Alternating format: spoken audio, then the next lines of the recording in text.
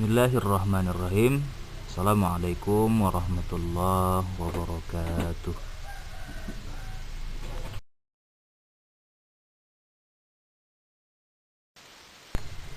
Baik, untuk hari ini kita masuk kepada topik yang keenam, yaitu berkenaan tentang pokok-pokok dasar agama Islam 2. Pada minggu yang lalu kita telah mempelajari pokok-pokok dasar agama Islam 1 by Aida Fitri MPD.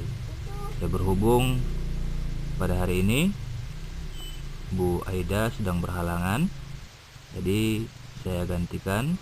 Perkenalkan terlebih dahulu, nama saya Ibnu Syahrizal, MPDI. Adapun subtopiknya yaitu yang pertama beriman kepada malaikat, yang kedua beriman kepada kitab-kitab Allah,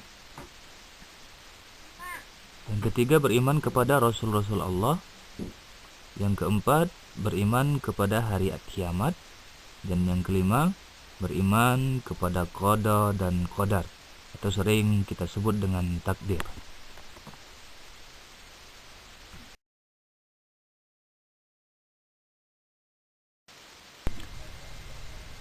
Ya, pembahasan yang pertama berkenaan tentang beriman kepada malaikat Allah Subhanahu wa ta'ala. Pada dasarnya kita wajib mengimani malaikat-malaikat yang diciptakan oleh Allah Subhanahu wa ta'ala. Karena beriman kepada malaikat merupakan rukun iman yang kedua. Kita harus mempercayai bahwa Allah Subhanahu wa ta'ala menciptakan makhluk yang bernama malaikat. Malaikat senantiasa patuh dan taat kepada Allah Subhanahu wa ta'ala. Untuk itu, mari kita lihat berikut nama-nama malaikat dan tugas para malaikat. Yang pertama yaitu malaikat Jibril. Malaikat Jibril ini bertugas menyampaikan wahyu dari Allah Subhanahu wa ta'ala kepada para nabi dan rasul. Itu tugas malaikat Jibril. Dan yang kedua ada malaikat Mikail. Malaikat Mikail ini bertugas menjaga dan mengatur perjalanan dan peredaran dari alam semesta. Atau sering kita dengar juga malaikat Mikail ini memberikan rezeki kepada seluruh makhluk yang ada di bumi. Yang ketiga yaitu malaikat Israel. Malaikat Israel ini bertugas mencabut nyawa seluruh makhluk yang ada di bumi. Yang keempat ada malaikat Israfil yang bertugas meniup sangkakala. Malaikat Israfil ini bertugas meniup sangkakala. Ada 3 tiupan yang ditiup oleh malaikat Israfil, yaitu tiupan yang pertama yaitu mematikan semua makhluk yang ada di bumi. Yang kedua, menghancurkan seluruh alam semesta yang ada di bumi ini, termasuk planet-planet, gunung-gunung dan lain sebagainya. Yang ketiga, tiupan ketiga daripada malaikat Israfil ini yaitu menghidupkan kembali, ya, untuk dikumpulkan di sebuah padang yang bernama padang mahsyar. Adapun yang kelima dan yang keenam yaitu malaikat Mungkar dan Nakir. Malaikat ini bertugas mengajukan pertanyaan kepada manusia yang telah meninggal, ya, di dalam kubur. Itulah tugas daripada malaikat Mungkar dan Nakir. Adapun yang ketujuh dan yang kedelapan yaitu malaikat Raqib dan Atid.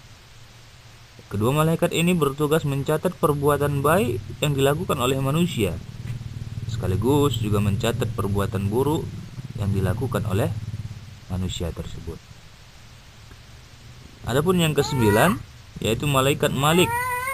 Malaikat Malik ini bertugas menjaga pintu neraka. Dan yang terakhir yaitu malaikat Ridwan yang bertugas menjaga pintu surga.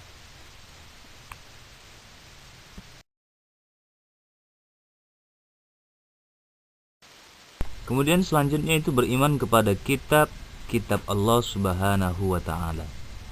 Kita ketahui bersama, kitab-kitab yang diturunkan oleh Allah Subhanahu wa ta'ala ada 4.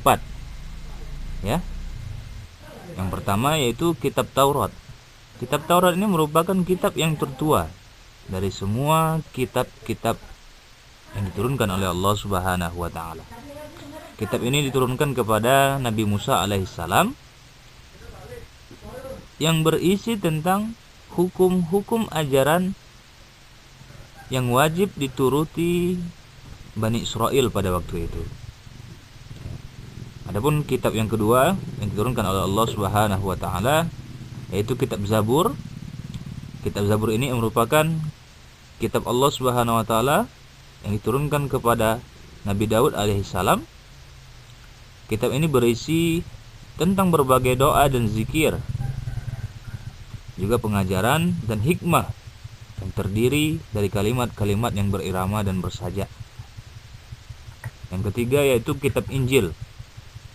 Kitab Injil diturunkan kepada Nabi Isa alaihissalam.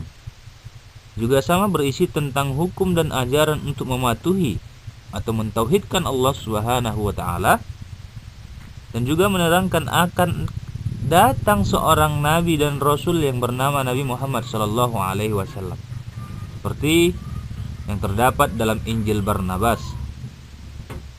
Yang terakhir yaitu kitab Al-Qur'anul Karim.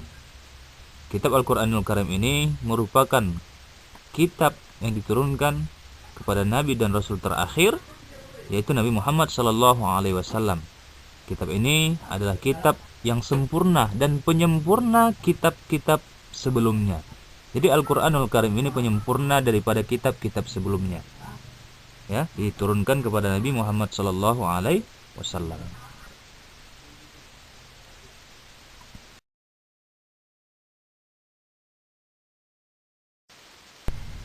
Selanjutnya beriman kepada Rasul Allah Subhanahu wa ta'ala. Beriman kepada Rasul Allah Subhanahu wa ta'ala, yaitu beriman artinya adalah percaya atau mempercayai bahwa Allah Subhanahu wa ta'ala memilih di antara manusia beberapa orang sebagai utusan Allah Subhanahu wa ta'ala yang bertindak sebagai perantara Allah dan hamba-hambanya. Para rasul memiliki sifat yang sangat baik sekali. Ada 4 sifat yang wajib dimiliki para rasul Allah, yaitu yang pertama adalah siddiq, yang kedua amanah, yang ketiga adalah tabligh, yang keempat adalah fatonah. Keempat sifat yang dimiliki oleh Rasul Allah ini merupakan tauladan seluruh umat manusia yang harus mencontoh daripada sifat rasul-rasul yang baik tersebut.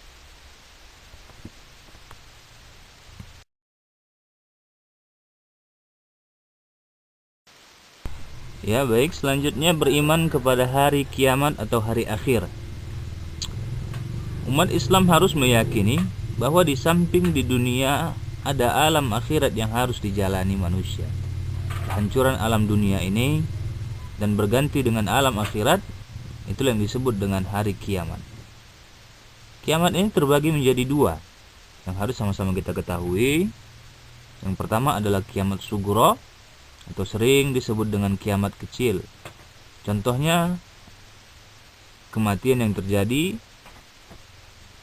itu merupakan salah satu contoh kiamat sugro atau kiamat kecil. Ya. Setelah terjadi kiamat sugro, maka yang keduanya adalah kiamat kubro. Kiamat kubro ini atau biasanya kita katakan dengan kiamat besar, yaitu contohnya kiamat yang akan menghancurkan seluruh isi alam semesta ini. Disitulah seluruh makhluk bagaikan kapas-kapas yang berterbangan, bagaikan laron-laron yang berterbangan, sesuai dengan firman Allah Subhanahu wa ta'ala, izazul ardu zilzalaha wa akhrajatil ardu athqalaha. Pada saat itu manusia bagaikan laron yang berterbangan. Seperti itulah hari kiamat. Seluruh planet dan bumi berbenturan dan seluruh alam semesta ini akan hancur tanpa ada satupun yang tertinggal. Itu yang disebut dengan hari kiamat kubra.